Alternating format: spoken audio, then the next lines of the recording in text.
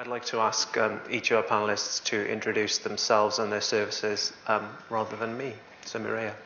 Hello, I'm Mireia von Bernat, and I head Qwik's operations in Europe. And Qwik, as Rob mentioned, enables you to stream live video from your mobile phone onto the website. So again, how to use that with your blog, other websites, etc., and have a dialogue, a true dialogue, because it's live, and you have online chat with your viewers.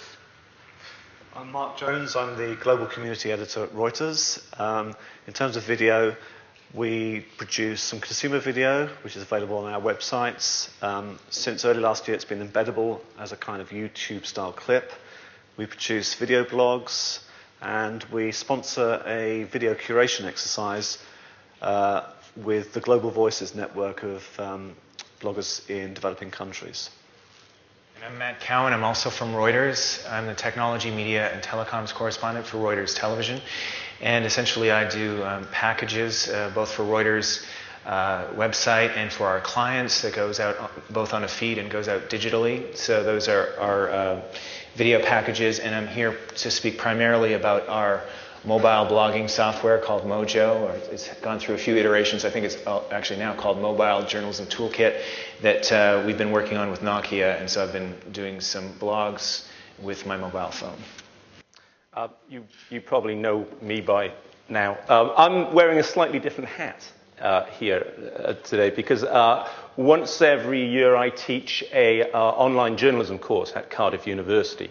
And this, as Rob said, this panel was my sort of crazy idea, so bear with me on it, whereby, and with Cardiff University, with our students, we did an alliance with Nokia again, with Nokia Trends Lab, whereby the students got to use N95s and to tell their own digital stories and to do Mojo mobile journalism. And that got me thinking and talking to some of our corporate clients at Custom Communication about, and this is hopefully where the link makes sense for the rest of you guys, what the potential is for companies to tell their story, their corporate stories, their narrative stories, using digital, using video, and how those stories will help basically amplify and reach social communities in a way that maybe they found blogging too intimidating. And so from my point of view, and what I'm interested in, and we're going to explore here, is this potential of, okay, you know, video isn't killing blogging, but we're seeing how sticky it is. We're seeing how people are naturally attracted to video as a medium, and it strikes me that that is something that companies are going to be using as a medium to tell their stories. That's what I'm doing here. Mark, then, if we could talk about desktop video for a moment first.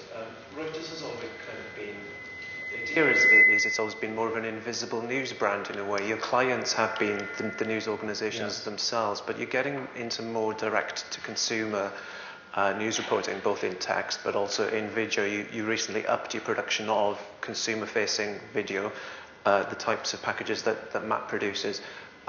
Why now? Why video? And what are you getting out of this embeddability, allowing people to embed the kinds of videos that Matt shoots on their own websites? Well, you're right. I mean, classically, Reuters has been a sort of business-to-business business for 150 plus years. It's only the last 5 or 6 years that we've been going direct to consumers. We watch these trends very closely, and Matt is part of the team that's sort of obviously reporting on them. And we spotted a while ago that video was getting very, very big. And we've always had, well, not always, but for 30 plus years, we've had a video news gathering agency, the old Viz News. And we thought it was time to look at what we could do, how we could take that material, add to it, and create packages, not always packages, but mostly packages that appeal directly to consumers. And, you know, we're a business, so we put pre-roll ads on them. And because we are interested in social networks, we've also looked at the virality aspects of this. So we have a YouTube-style embeddable code snippet, which is used by bloggers and other site owners. And that has given us a major shift in traffic. That works really well.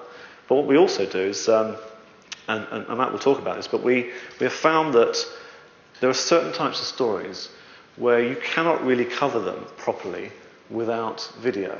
So I'm thinking about the Consumer Electronics Show in the States earlier in the year. And some of these product announcements that the big firms come up with, you can try and write your clean, tight analysis of what this product really is. But if it's something funky, you've basically only got one choice, which is to capture it on video and embed it in a blog post so that people can see what this is all about.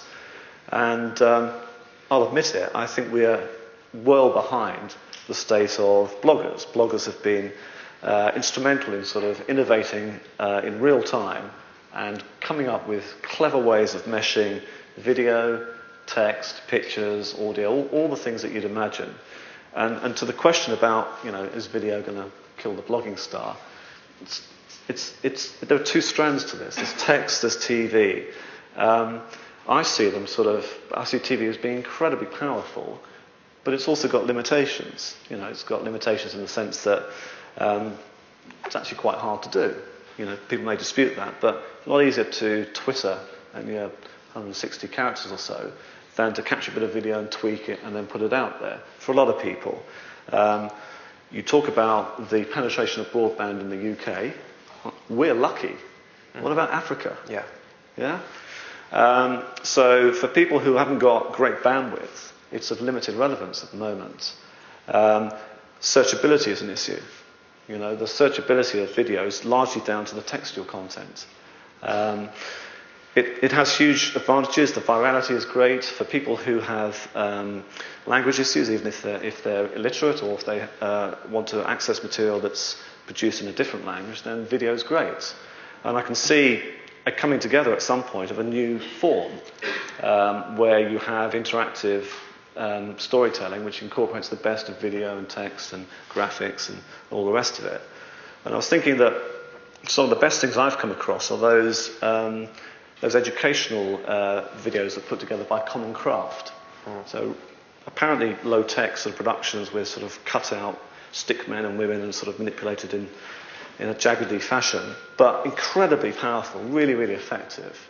And there are people now who are socializing that kind of thing and allowing people to translate, in effect, the textual element of that into any language you like. So I see a world in which text and video sort of work together rather than compete with one another. Just talking about the embeddability aspect then, let's call it widgets, since a lot of the people in this room are experimenting with widget marketing. And widget tracking is a whole other science, let alone just traffic monitoring. I know that Last.fm, the social music site, says that it gets as many users using its content through off-site widgets, not on Last.fm, as it does those who use Last.fm itself. In other words, it gets half of its traffic away from its own site. What kind of uplift is your traffic getting? I'm afraid I don't have those figures. Okay. I could find is out. it something you're looking at? Yeah, and I know it's as soon as we made that change, there's a noticeable uplift to video streams served by our